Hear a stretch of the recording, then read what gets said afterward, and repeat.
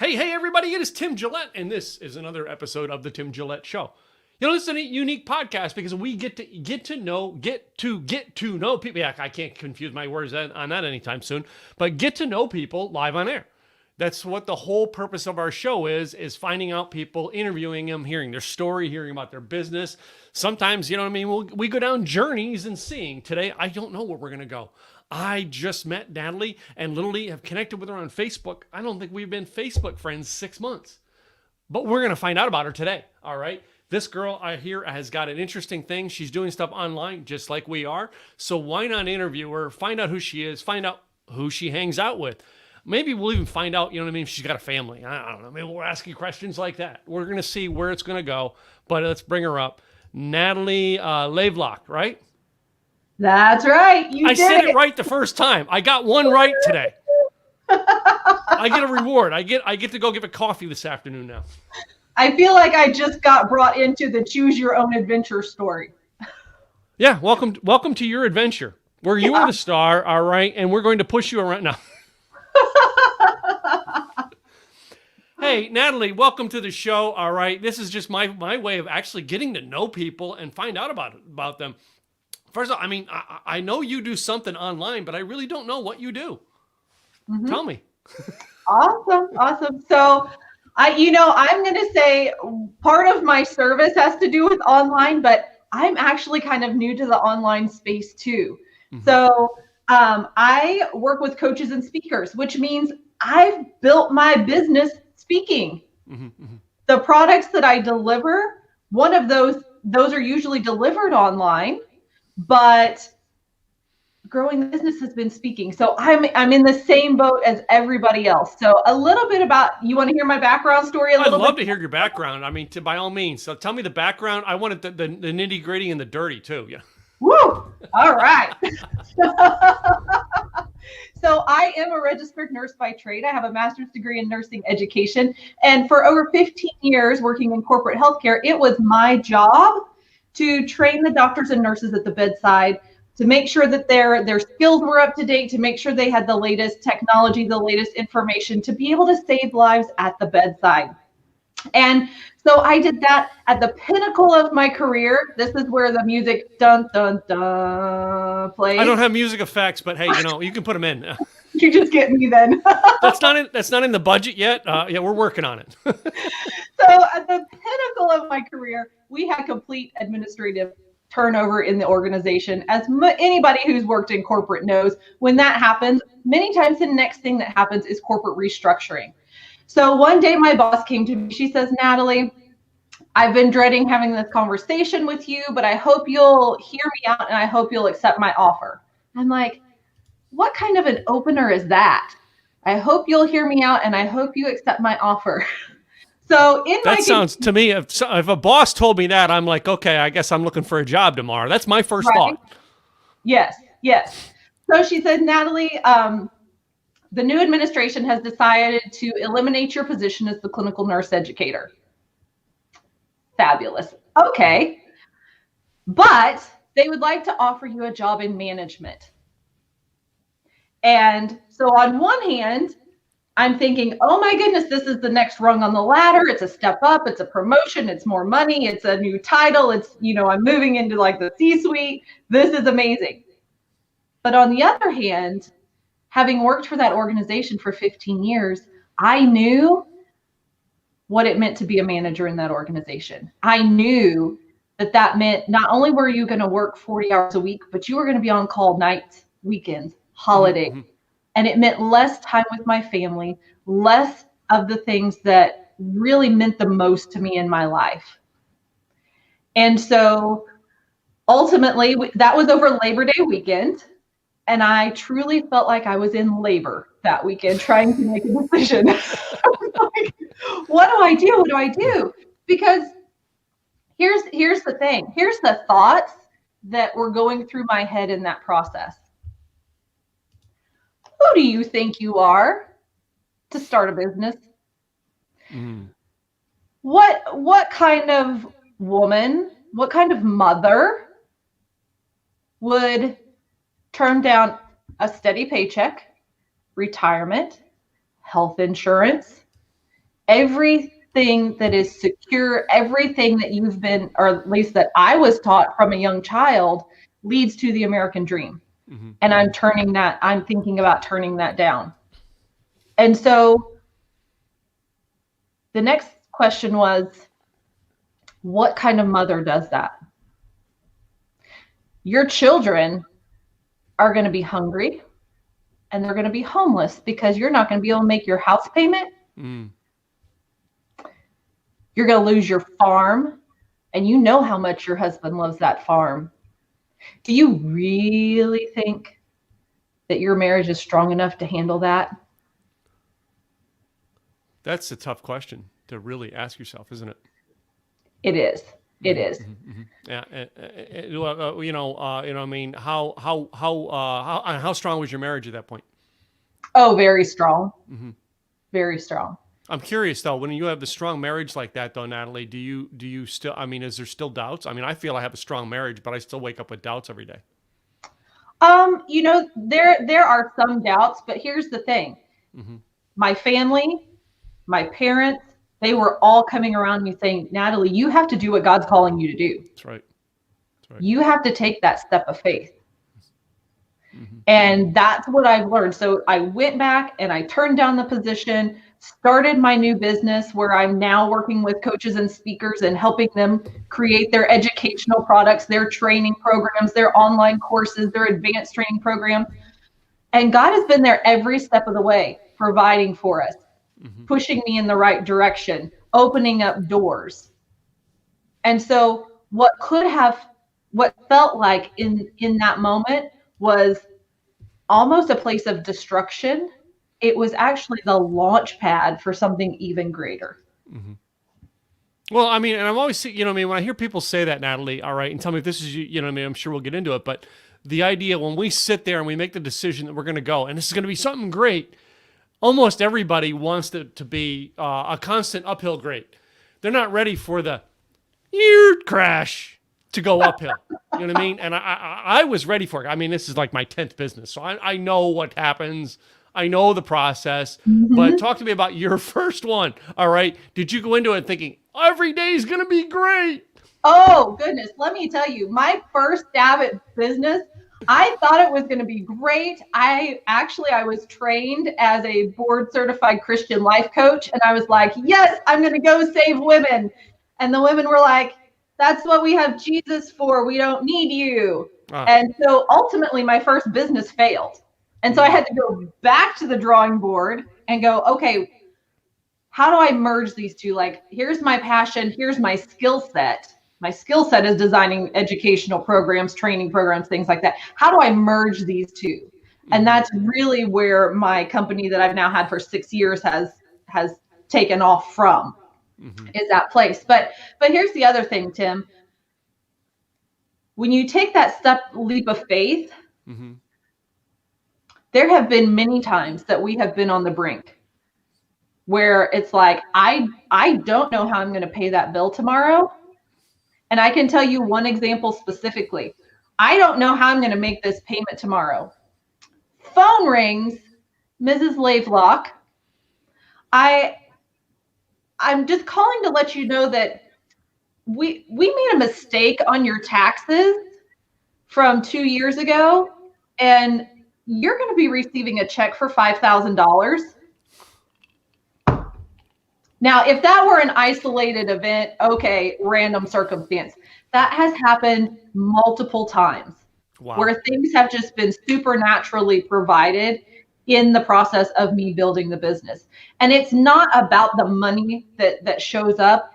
It's about that level of trust and deepening that level of trust that I am on the right path, that this is where I'm supposed to be in my life, and my willingness to say yes and take those steps forward and do what I'm being called to do. So, I mean, but I know you're a woman of faith. All right. I know you believe in God. You're a Christian by your voice. How many times do people look at you as a Christian and expect you to be perfect? I always love that. You know what I mean? Well, what would Jesus do? Well, he came to save me because I ain't perfect, dude. Exactly. I am one of those people. And I know this is very cliche, but I'm one of those people. I'm like, I go to church because it's a hospital for the sinner, not because it's a home for the saint, right? Like I jack things up all the time, and I need to go be with other people who have a bigger vision, a bigger mission, who understand the love of Jesus, and they're like, Natalie, get up and do it again better next time. Yeah, yeah. You know, Natalie, I mean, it's, you know, I was in the Christian Motorcycles Association. I was in a local chapter here in Dallas for years when I had my motorcycle. And I remember going to the first biker rally in Austin, Texas. And everybody in the group's like, you got to be prepared. This is all this temptation stuff. And like, I get back from it and everybody's like, so, I mean, was it hard? I'm like, dude, they were sinners sinning. And they're like, the easiest thing I'm like, that's it. You know what I mean? Their sin wasn't enticing to me. Sin by itself isn't something that entices you.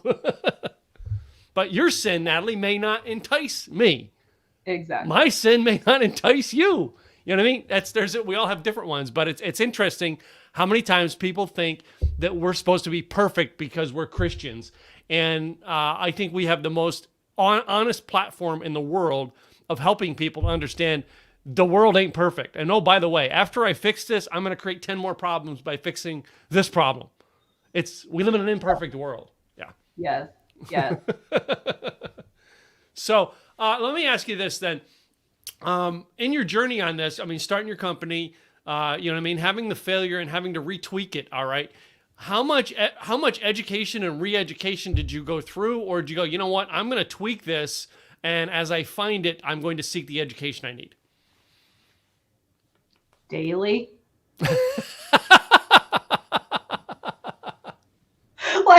like no joke. I'm planning a launch for May. Got a new program that's coming out in June. And so I'm figuring out, okay, what's the launch model? How am I going to get this out there when I can't just go stand on a stage somewhere? When I can't just go speak. So what am I going to do? How am I going to do that? So I'm pouring myself into learning different methods of launching. What's the support I'm going to need around that? Who's the team I need to bring in to help me facilitate this? It's a daily process. And as you begin that implementation, you've got to tweak and learn as you go there too, because it's never that straightforward path. Yeah, I mean, it is. It's always something. I mean, I thought I had the whole system down to getting booked to speak, traveling to speak, going to events, getting people to come to my event. I mean, I had this whole thing down in 2020. The first month and a half of 2020, I traveled from Dallas to Los Angeles 6 times to speak. And I was like, this is going to be the year. All right. And I remember my last flight out was March 6th, 2020. All right. I flew out to speak in Orange County, California. I land at LAX and I'm just sitting at LAX waiting for my Uber to take me to my hotel. And I'm watching the stuff there going, well, the world's shutting down. They're shutting down California. And I'm calling my wife going, oh crap, I hope I can get out of California. And she says to me, oh, they'll never do that in Texas. That was the laugh of the year. Anyway. Yep. So my world changed. How did yours change through that?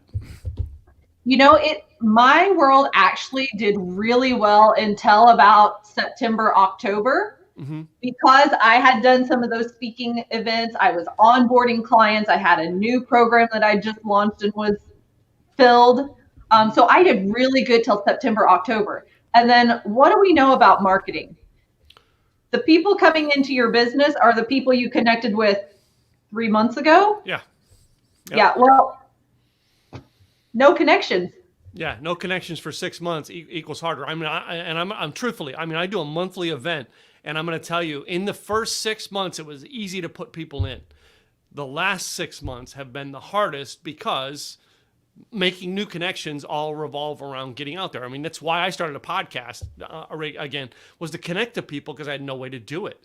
You know what I mean? What tools are you doing now to connect to people realizing, crap, I got to reconnect? Well, first and foremost, things like this. I'm speaking on podcasts. I'm doing summits. I'm doing giveaways. I'm doing all kinds of things. But one of the things that I found to be most valuable is my network. Those people that I've built relationships with, my colleagues, where we're all talking together and we're all planning things together and we're doing, I don't know that I want to go so far as to say joint venture things together, but we're all working together to increase the value of our own communities in ways that allow for cross promotion.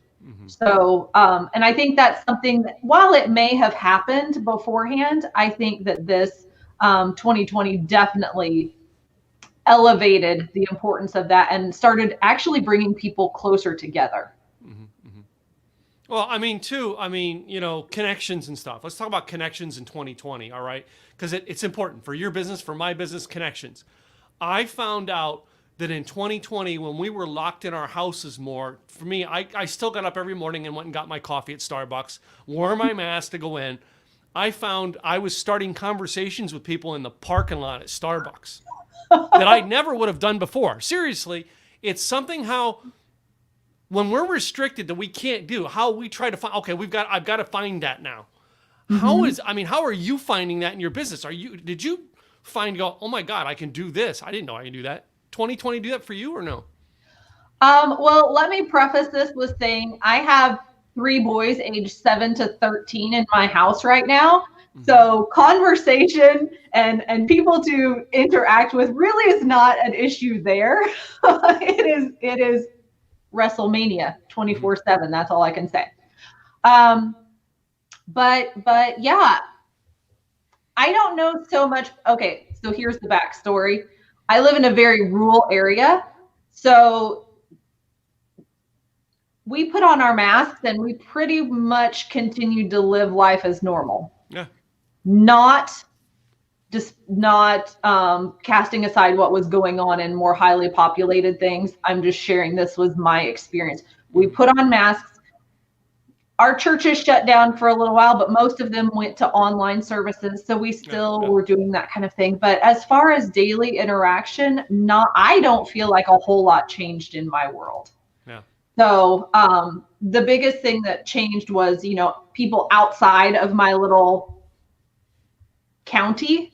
I just wasn't able to go and meet with those people in person. And really, we started connecting via Zoom. We found other ways to connect so that we could stay in touch, even though we couldn't be in each other's event environments anymore at that time. Yeah. The first thing that I started doing was, remember, because I was just bored. I'm like, I'm going to do a happy hour. So one of my blogs, I'm a blog guy. One of my blogs and things is called Bartender Life Coach. And I'm like, I know, I'm just going to do a happy hour. Grab a drink and let's chat, right? And I didn't do it with a purpose. I know a lot of other people started doing it with a purpose behind it, all right? They were trying to do it, all right? And you can tell from the moment they opened their mouth on these things that they were trying to sell you onto coming to do business with them. I wasn't. I was just, let's hang out. What's up? How you doing today, Natalie? You know what I mean? And we talk, and that's it. And I thought I was going to be criticized, right? Larry Broughton jumps on. Larry Broughton from Broughton Hotels, all right? Ernst Young, 2007, Ernst Young Entrepreneur of the Year. He's a faithful listener of the show. And I'm like, he jumps on. He goes, Tim, you're doing a good thing. Oh, I am? You know what I mean? I thought I was just killing time, but thanks for the compliment. How often are you going down that road? All right. I'm going to put you in my shoes where I was. All right. You're going down the road going, well, I don't know what I'm going to do. Let me just do something. And it's when someone like a Larry Broughton comes into your life that you go, oh, I guess I'm on the right track. Yes. So. Yep. I will say, another aspect of this, I know we're talking about staying connected. One of the things that I noticed in hindsight that I did that the last 3 or 4 months of the year where I didn't have such a heavy workload, such a heavy caseload of clients that I was working with, I really dug into me. Yeah. And who I am, who I'm becoming. Do I feel like my family connections, my heavenly connections, all of that, am I on the right course there? Because there's a difference between being good at making money and being good at building a successful life.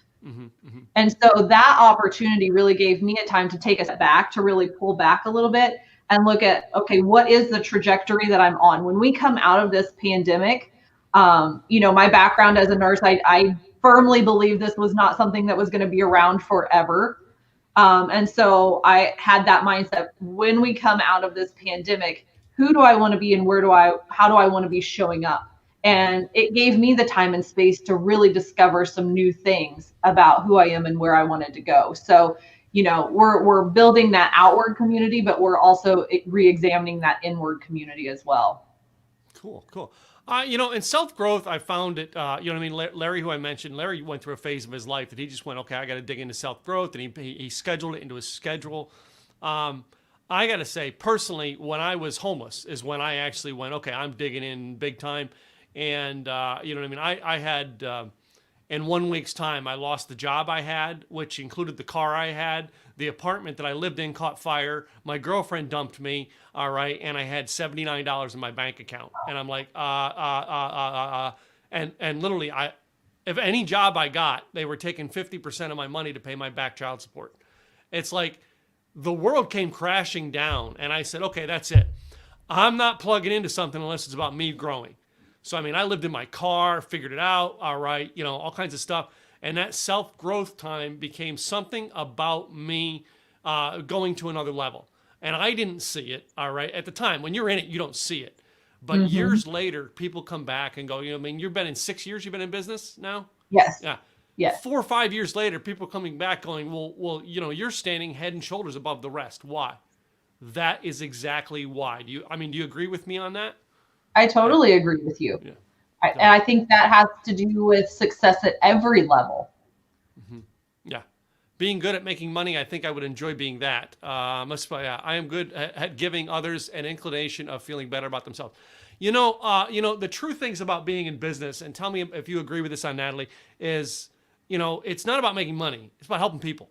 If you can do something that helps people, all right, you can be successful at almost anything in life.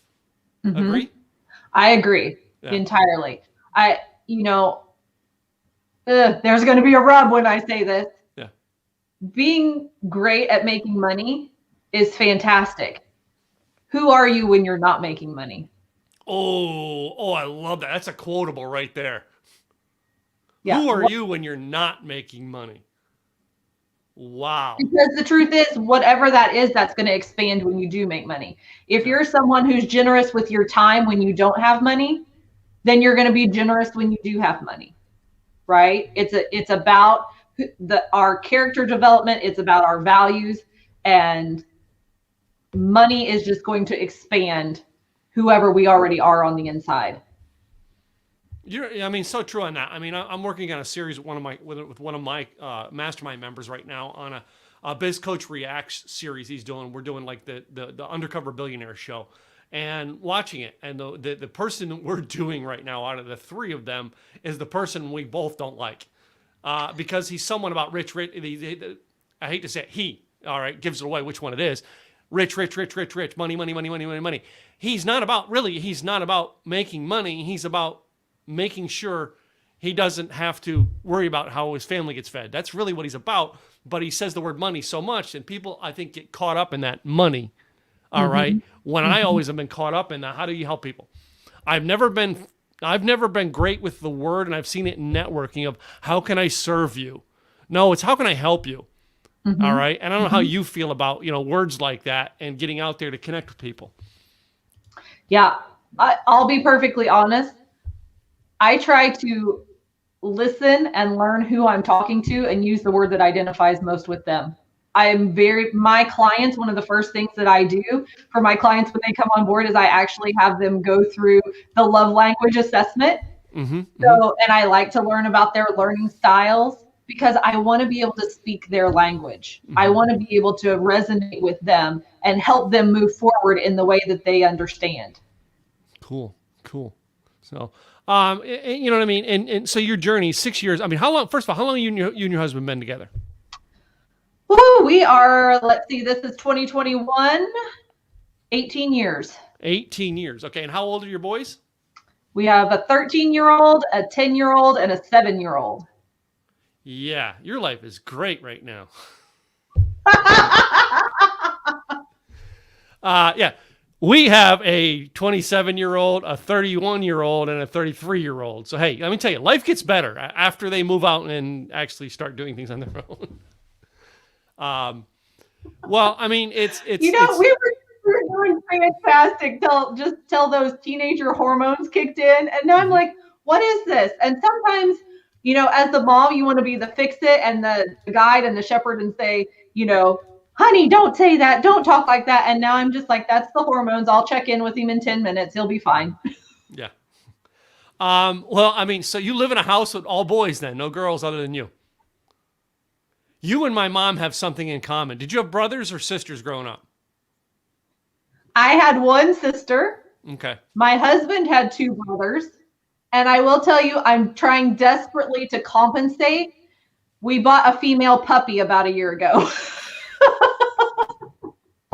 It's not quite pulling out, but I tried. Okay, so all right, wait a minute. In your marketing, do you have? I mean, there's a whole other thing. In your marketing, do you have your pets in your marketing? Oh, yes, I do. Yeah. Millie is in my PowerPoint presentation. She's in one of my get to know me emails. I don't do a whole lot, but in some of the get to know me pieces, I do have her pulled in there. She's just adorable. So, I mean, yeah, we had a cat that was my stepson's cat when we moved to this condo complex where we live now, and he couldn't have a cat where he was at, so we brought it here, and he was my cat, and we just had to put him down on the end of February because he just was so sick he couldn't make it anymore. But I know my wife has always said, she said to me many times, I don't know if I could live without a cat. So immediately I started looking around because the house felt empty. But like all of my marketing stuff had, Tim lives in Dallas with his wife Gwen and his cat Safu. But now Safu's not with us. But I have a blog and like pages and everything with Safu, SafuTheCat.com and all that stuff. Well, now I don't have the cat. Well, I got two new cats. All right, they're kittens. They're brother sister. Whole different ball of wax. All right, I thought I had this cat thing down. I'm telling you, two young brother sister. No, it's never the same. It's always. But I'm going to figure out how to work them into my marketing because I teach blogging and I'm out at events and I speak and I tell people you can do a blog. And if you think you can't, here's a picture of my cat. My cat, he laying on the floor lazy. He's got 1,400 subscribers. If he can do it, you can do it. Millie, get in here. So I'm like, get your cat, you get your dog a subscriber page. I mean, and like my oldest stepson, Ruben, he got a corgi dog. I don't know if I mean, I don't know much about dogs, but I learned what a corgi is now. When Dharma's her name, and when Dharma was little, she was about this big, right? And she would fit on the console of my pickup truck. And like, I was like, well, it's like, I have pictures of her everywhere. It's like, there's nothing like a ride in Grandpa's truck or something like that. So that must have sucked. I missed Commander Abby. She was called by, okay. Yeah, it's just, yeah, pets, but putting your pets into your marketing, most people never thought about that. That just like attracts people. And, you know what I mean? And you said, you have all boys. My mom had four brothers, because one of them passed away. Four brothers, and then she marries my dad and has four boys. Her first grandchild, though, was a granddaughter. And let me tell you, that granddaughter got spoiled. It was my daughter. That granddaughter got spoiled, right? Oh, yeah. So, yeah. I'm still waiting for the grandkids. I'm in the mode now. I want grandkids. So, yeah, and I don't see it happening. So the one son that was in a serious relationship, they just broke up. And I'm like, another one. Well, anyway. So let's talk about, some things that you are doing right now in this pandemic. What are you doing? Online things or podcasts? Are you doing your own summits or webinars? What is it that you're doing? Yeah, I've actually been working with a lot of my colleagues. I haven't been doing a lot of my own things at this point in time. But like I said, the launch that I'm getting ready to come up and do, that's going to be the first really big thing that I've broke out and done on my own.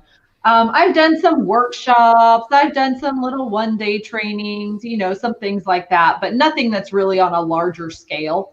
So that's really my biggest focus right now is that. Okay. And you know what I mean, with that focus, I mean, in helping your clients, and your clients are speakers, I assume, right? Speakers All and right. coaches, yes. All right. So are you encouraging your clients to do their own events right now? I'm encouraging them to do the same things that I'm doing, everything we've talked about, plus doing their own workshops. So, getting out there within their own community and helping build those workshops so that they can build that know, like, and trust factor within their own community, and continue growing their businesses as well. Okay. Interesting. And then do you have a network of other networks of speakers that you're plugged into, or are you just, locally and nationally, I should say? No, I've plugged into different networks across the US. So that really is a benefit. Okay, cool. I'm sitting here and putting my questions together as we go, because I told you we said we're gonna have a fun conversation, but anyway. I know, I can tell you're headed somewhere. I'm like, we're going somewhere. We're going somewhere. Trust me. Yep. Where, I have no clue, but we're going. I always do like to ask this, because I go back in my history, all right, of having networks, all right, connecting to the right people over our lives. It seems like some of us, I'm spiritual, I'm a Christian like you. I feel that God has put the people in my life I needed when I needed them. And I've had some good bosses, some bad bosses, some good mentors, some bad mentors along the way. But something a mentor and a boss said to me when I was 21 years of age has stuck with me my entire life. And it is a driving factor of my life and my businesses now. All right. And he said to me, it was a part-time job. And he said to me, I'm running a gas station, part-time job running a gas station. And he said, Tim, I want you to run your shift like you own this company. If it costs you, if you have to put a dime out of that register, pretend it's coming out of your pocket. If a dime's going into it, I want you to pretend it's coming into your pocket, and run this like it's your business. And I have run and taken ownership of everything in my life because of that. Did you, Natalie, have someone when you were younger give you like a piece of advice that maybe is minor as that, or is major, that has driven you? Yep. That was my mom. She is like, if you can imagine the picture perfect image of what a mom could be and is, that was my mom. And the one thing she always encouraged me was go the extra mile. Go that extra mile, do that little bit extra. Yeah.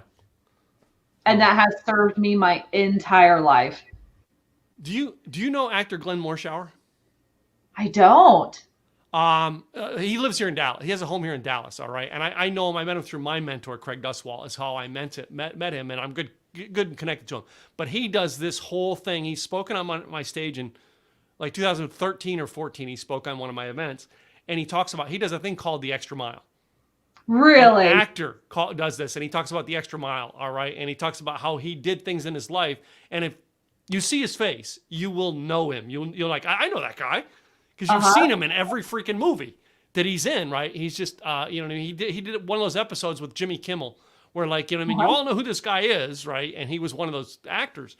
But that extra mile thing has been driven to me.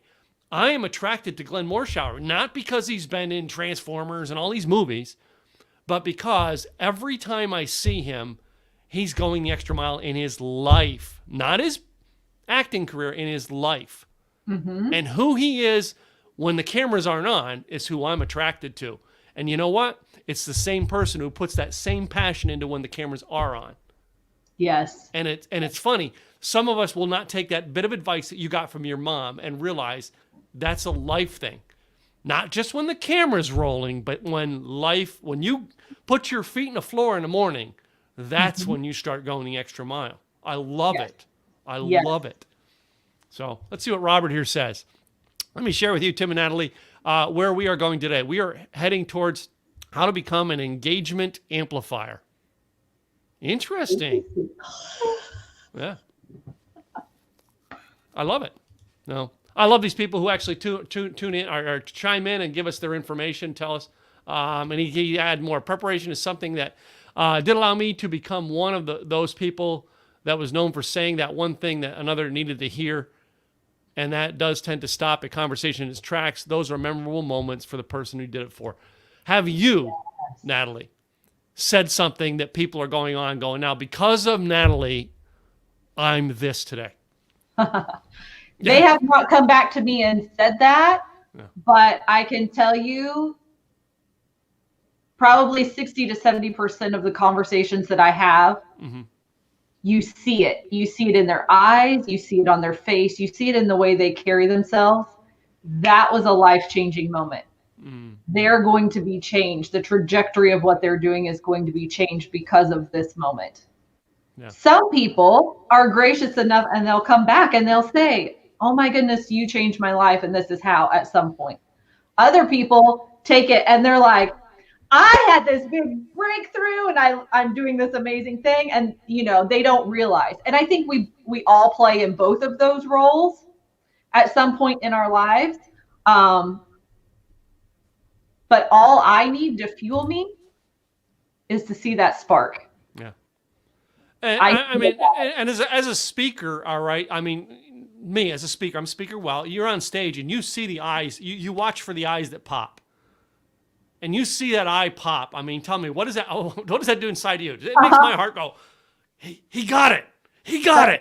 Yeah. That's exactly it. And that comes not just as the speaker, but also as a teacher. When you're a teacher at heart, you see that spark and you know that something just clicked that wasn't making sense before. There's a greater depth of understanding that happens in those moments. No, I mean, I was involved for a period of time in the early 2000s with back when I had my car wash business, with a life enrichment seminar, all right, here in the Dallas area. And we used to watch, all right, I was one of the facilitators, so I was one of the people working, and we used to watch the attendees and watch the pops. That became a drug to me. And that's probably why I eventually got into this. That became a drug to me. I wanted to see the pops. Yep. Go ahead. Oh, I was going to say, you're exactly right. And I think that's one of the reasons that I love this industry so much, is because people are not satisfied with the status quo. Yeah. They're not satisfied with, this is the protocol to follow. Oh, I'm just going to go clock in and clock out at work, and I'm just going to, whatever. I am not knocking people who want to do that. They are the foundation of what keeps this country running. I'm purely saying my energy feeds on the energy of people who are movement makers, who want to see change, who are taking that extra step, who want to go that extra mile, and who really want to make a bigger difference on a global perspective. Actually, quite frankly, an eternal perspective. Yeah. So, I mean, one of the people the person who got me into this was Zig Ziglar, because I knew him personally, and it was a great thing for him. He actually told me to become a speaker, and I didn't believe him. I'm like, that's not me, Zig. I couldn't see that, but he's seen something in it to make me go that. And some of the greatest things that I've learned from him, not from seeing Zig on stage like everybody else does, but for me, it was some of the personal things, like, I knew about him. And, the day the doctor actually said to him, this is it, your time's come, in the next couple months, you're going to be passing. And he was like all joyful. And most people are like, oh man, my time's up. I mean, it was in his years were done. And he goes, no, I finally get to graduate. I don't think any of us look at that in life. This is school. Someday we get to graduate, God has his own no child left behind policy. Yeah. I like that one. That's another quotable. So. Well, Natalie, it's been fun having you on the show and getting to know a little bit about you. All right. One of the things I like to ask, before I give the closing out, is if you were to give the people who are listening a word of advice, what would it be? Yeah, this is a good one. And it comes back, and it comes from the work that I did at the bedside. For so many years, the work that I did at the bedside was literal life-saving work. And this is what I've come to believe. I've come to believe that your life matters. that the programs, the services, the products that you create, they're a lifeline to people in need. Yeah. And I genuinely believe that now is your time to step up, to step out in faith, and to be that light to people who need you the most. Wow. That's impactful. So, well, Natalie, how can people get a hold of you, and what's the best place they can find you online? The best place to find me online is on Facebook. You can go to Natalie Lavelock Consulting. You can also reach me at my website, which is natalielavelock.com. Cool. I love it. It's your name, right? You know? Simple. Yeah. Well, that's ours. Simple, easy. You know what I mean? That's why we want simple, easy marketing. Anyway, it's make it simple, make it easy, and people can find you simple and easy. So, well, Natalie, I thank you for being on the show today. I do want to close up, but I have a little game I like to play with my people called This or That. And I have directed 9 this or that questions for you. Are you ready to play? Let's do it. All right. I start off everyone with a neutral question, and that is I ask Star Wars or Star Trek. Oh, Star Wars. Oh, she is a science geek. You got to wonder sometimes if the girls coming on are like, they're going to go, what? Who? Sometimes you go, yeah. Star Wars, huh? All right. So, like, you the early version, or did you get into it on the episode 1, 2, 3? Oh, I've got the whole series. No. Cool. The whole series. Cool. All right. So my next one here is going to be a little more while we actually are going to stick with movies or TV shows. We're going to talk about the character of Superman. Who played it better, Christopher Reeve or Dean Cain? Dean Cain. You know, I've been on Dean Cain's podcast, and he listens to this every now and then. Yes. Yeah. So, no, seriously, I was on Dean's podcast, and those people who get into my coaching program get a welcome video from Dean Cain. Oh, that is awesome. My family, we actually, one of the things we subscribe to is called PureFlix. Yeah. And so he's done a lot of videos in there as well. So, yeah. Dean's a really great guy. You know what I mean? I got to meet him through Craig Dustwald as well. And yeah, I've escorted him backstage at events. Like I was security at events and escorting him. And one event that he was doing a question and answer on the stage. So I went over to the microphone to ask him. And it was, because he worked with Terry Hatcher. And it's like 800 people in the room. So I said, Dean, I got a question for you. You worked with Terry Hatcher on, on the Superman show. Terry Hatcher was in another TV show that every man in America who watched that TV show wants to know the answer to that question. And they're like, what? And I said, Terry was on Seinfeld. And the driving question on Seinfeld for the men was, are they real? And Dean just goes, there's only one way to answer that question. They are, and they are spectacular. So I'm backstage after that, escorting him back, and he goes, dude, that's the greatest question I've ever been asked.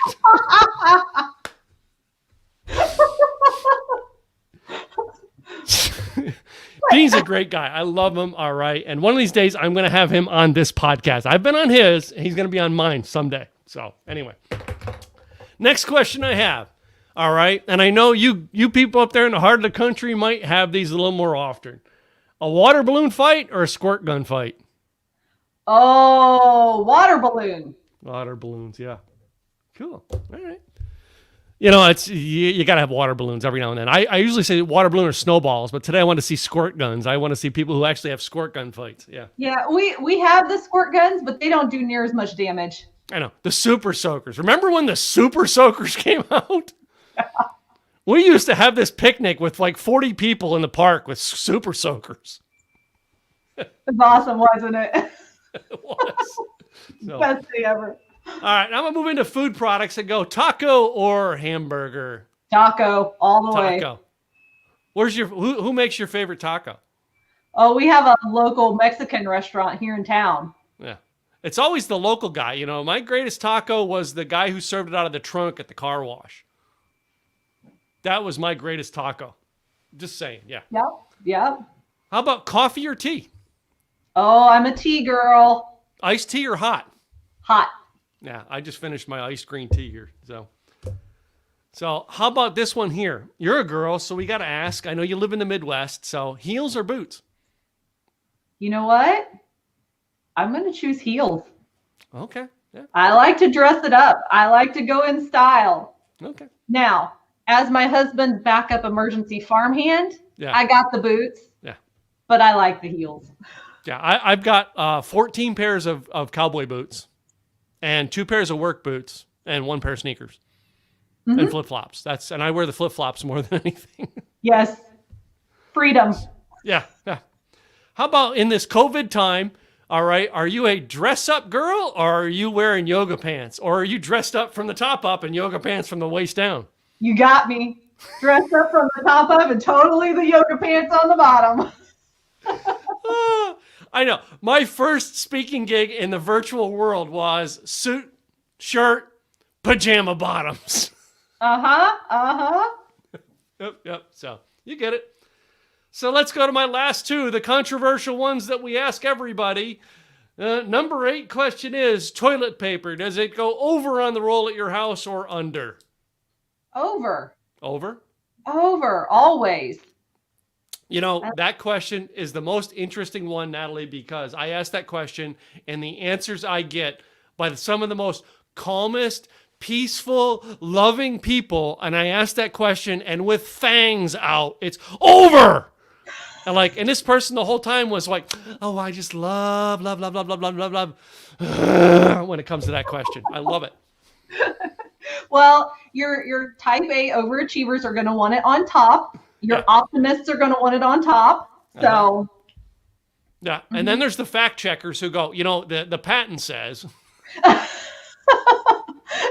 then there's those that are like, why does it have to be on the thing at all? I know, that's my personal bathroom, all right? Now, I'm about the only person, unless we have guests, like the kids come over, my personal office bathroom, it's the only house in the entire place that we didn't remodel because it was going to be the office bathroom. Who cared, right? The toilet paper sits on the back of the toilet. Now, last weekend, we had guests over, and one of the guests came up and put the toilet paper on the roll for me. I'm not going to say which... Huh? You pass the test, you get to come back. Yeah. Well, anyway, so my last one, and yes, I even asked this one to the girls, and it could be your preference or it could be what you do. I don't know. I'm not judging. But boxers or briefs? Ooh, good one. I'm going to say whatever makes you comfortable. So I've had the answers for this one have been the most unique, all right, of all the things I have, all right? You know what I mean? I've had, neither. And then I've had the girls go, well, by the time I get them there, I want them off, so it doesn't matter. And then I've gotten is my husband listening? It's like these questions are just so much to make interesting, but anyway. Yeah, well, let's face it. If you're comfortable, you're confident. Yeah, very true. So, all right, it's whatever you want to wear, and that's what, truthfully, it has to be. So, one more time, I want you to make sure you say the website for people who are, those are on the audio as well as the video, so they can get a hold of you. Absolutely. It is www.natalielavelock.com. Cool. Well, Natalie, I appreciate you coming on the show, sharing your story, sharing some great fun times. I hope we get to do this again. This has just been fun. It has been fun, Tim. Thank you so much. This is probably one of the best podcasts that I've been a guest on. So thank you. Cool. Well, to you, the listener, I want to thank you guys for tuning in today. All right. This is something we do on a regular basis. We get to know the coolest people on the planet, just like Natalie. Do me a favor. Go check out Natalie's website, natalielavelock.com. All right. She's got a free gift on there that you can download and check out to see how she can maybe help you. In the meantime, I'm Tim Gillette, your host. Be sure and subscribe to both our YouTube channel as well as where you get your podcast of The Tim Gillette Show. I'm Tim Gillette, and I'll be back with another guest real soon. Talk to you later, guys.